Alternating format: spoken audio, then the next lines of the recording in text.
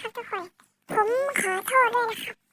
ผมจะไม่ทำคลิปมาครับ100 วันแล้วแต่ผมจะเปลี่ยนมาทำเมืองนะครับ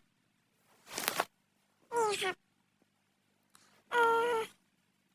ฝากกดติดตามด้วยนะครับแล้วก็ฝากคอมเมนต์ด้วยนะครับจะให้ผมสร้างอะไรดีนี่นะครับผลงานของผมที่ผมสร้างก่อนทุกคนนะครับตอนแรกผมก็คิดว่าเริ่มขี้เกียจทำไมครับ100 วันแล้วผมก็เลยเปลี่ยนมาทำเมืองมากกว่านี่นะครับฝากคอมเมนต์หน่อยนะครับถ้าทุกคนคอมเมนต์ได้นะครับผมจะเอาคอมเมนต์ที่ผมสร้างเป็นนะครับมาสร้างฝากคอมเมนต์หน่อยนะครับแล้วผมก็จะอัดคลิปตอนสร้างด้วยนะครับ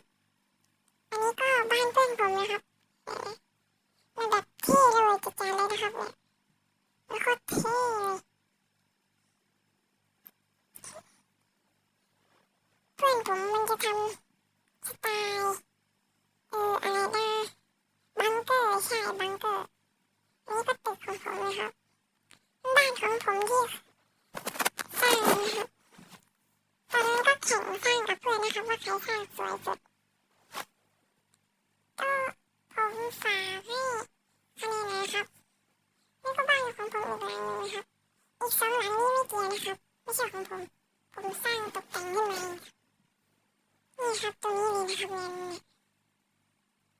ตรงนี้ก็เป็นถนนที่ผมสร้างเลยนะครับผมจะสร้างตัวนี้เลยครับทุกคนฝากคอมเมนต์ด้วยนะครับนี่นะครับถนนของผมมี4 เลนด้วยนะครับนี่ครับจากมุมสูงนี่ก็เป็นตึกของผมนะครับ